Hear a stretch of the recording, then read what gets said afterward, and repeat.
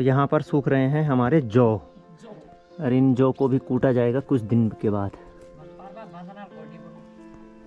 बंदनर पर खज्जी वेजल कूटी है। और ये है शाम का टाइम 5:45, 4:45 हो रहे हैं इस समय। और यहाँ देखो आप मतलब बिना मौसम की बारिश। शाम के टाइम पे पहाड़ में आज तक मुझे लग रहा है कोई भी खटाई नहीं खाता होगा, लेकिन यहाँ पर खटाई खाई जा रही है। ये देखिए आप, तिल भी खाना खा लीजिए। आप मत करो, गंदा मैं खिला देती हूँ। ना ना गंदा क्यों, मेरे हाथ से ही तो है। कोई बात नहीं, खा लो।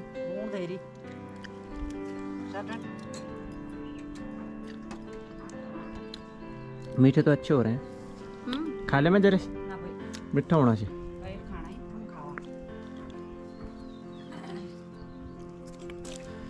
ये क्या है, हरा नमक? ये तो सिलबट्टे में पीसा था।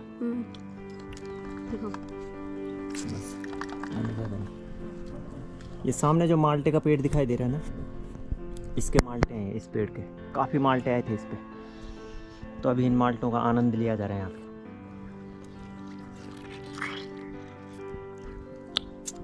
उधर खेत में सिंचाई हो रही है और यहाँ हम ले रहे हैं माल्टों का आनंद।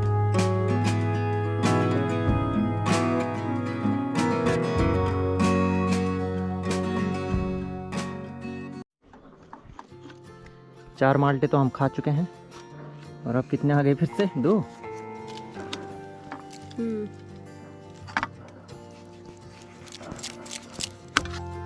ताजे ही लग रहे हैं ना वैसे।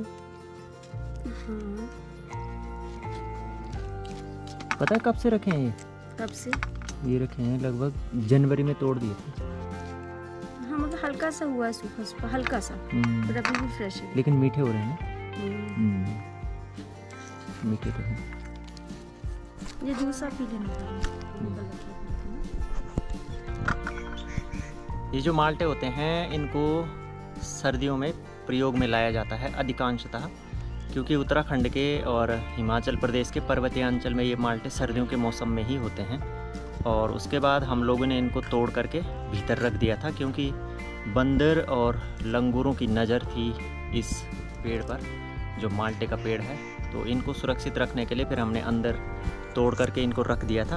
और कोई घर के अंदर एक ऐसी जगह होती है जहाँ धूप नहीं जाती है और जहाँ सीलन ज़्यादा रहती है, नमी बनी रहती है जहाँ, तो वहाँ हमने इनको रखा हुआ था। तो इस वजह से अभी भी बिल्कुल ताज़े हो रखे हैं। तो जो पहले खट्टे रहते हैं वो भी अब अच्छी तरह से पक चुके हैं और मीठे हो चुके हैं। तो इसलिए इसमें मिठास तो कहना ही क्या, और रस तो भरपूर मात्रा में है ही।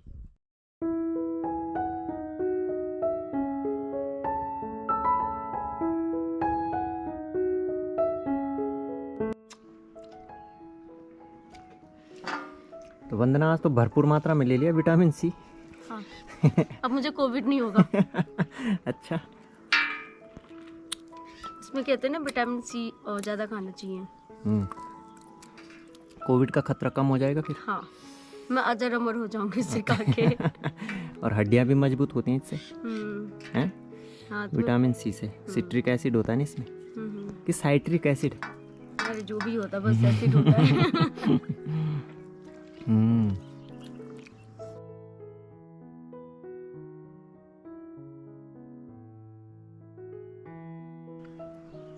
उधर घाम लग रखा है, फिर वो घाम जाते जाते जाते और फिर रात पड़ जाएगी।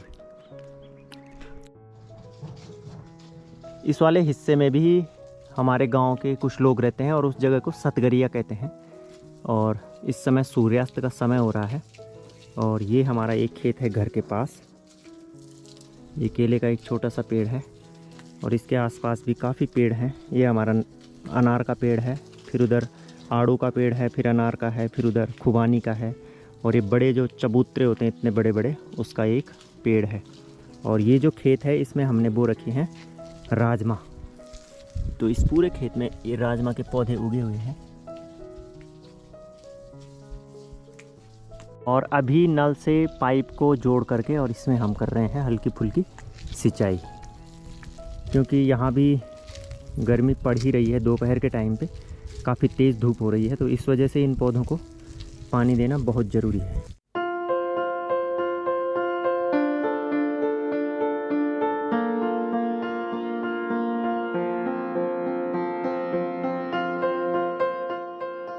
पहाड़ों में वसंत ऋतु के बाद धीरे धीरे तापमान बढ़ना शुरू होता है और मौसम में हल्की हल्की गर्माहट आनी शुरू हो जाती है। लेकिन अभी भी सुबह शाम यहाँ पर ठंडा है मौसम और स्वेटर पहनने की ज़रूरत पड़ जाती है। तो जो एक छोटी सी क्यारी है हमारे यहाँ पर, इसको खेत बोलते हैं हमारे यहाँ, तो इसमें मैं उधर से और यहाँ तक पूरी सिंचाई करके ले आया हूँ। तो इन पौधों को भी एक नवजीवन प्राप्त हो जाएगा इस सिंचाई से, क्योंकि दिन में जो गर्मी पड़ रही है उससे झुलस जा रहे हैं। तो कितनी जिजीविषा होती होगी इनके अंदर, जीने की कितनी क्षमता होती होगी, कितनी धूप को सहते हुए भी ये पौधे हरे भरे रहते हैं और मुस्कुराते रहते हैं। तो ये हमें यही संदेश देते हैं जीवन में कि अपने जीवन के दुख और संतापों को झेलते हुए निरंतर जीवन में आगे बढ़ो, और एक दिन इन पौधों पे जिस प्रकार से पुष्प खिलेंगे उसी प्रकार से हमारे जीवन में भी खुशियों का आगमन होगा। और एक प्रत्येक व्यक्ति के लिए एक संदेश देती है प्रकृति, हमें केवल उसे समझना पड़ता है। और जब इन पौधों की जड़ों में पानी जा रहा है और इनके पत्ते धुल रहे हैं इन पानी के छींटों से, तो उसके बाद इनको देखने में जो आनंद आ रहा है वह अतुलनीय है। इनका रंग बदल जा रहा है इनकी पत्तियों का।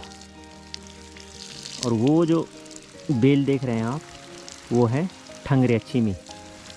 ठंगरेचीमी मतलब किसी सहारे की आवश्यकता होती है उनको ऊपर चढ़ने की, और उसके बाद इन पे लगती हैं सेम।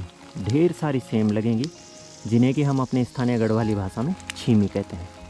तो यहाँ पर एक डंडा लगाया जाएगा जैसे कि ये लगा रखा, और इसके सहारे से ऊपर चढ़ेंगी वो, और फिर इन पे लगेगी छीमी ही छीमी गर्मियों में।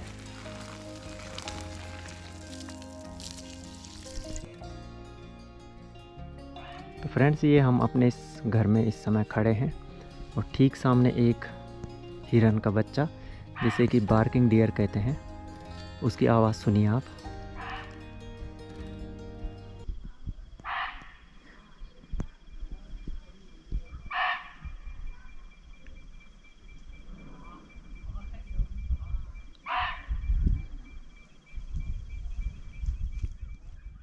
तो अपने इस ब्लॉग को अब हम करते हैं यहाँ पर समाप्त, और मिलते हैं आपसे बहुत जल्द एक नए ब्लॉग के साथ।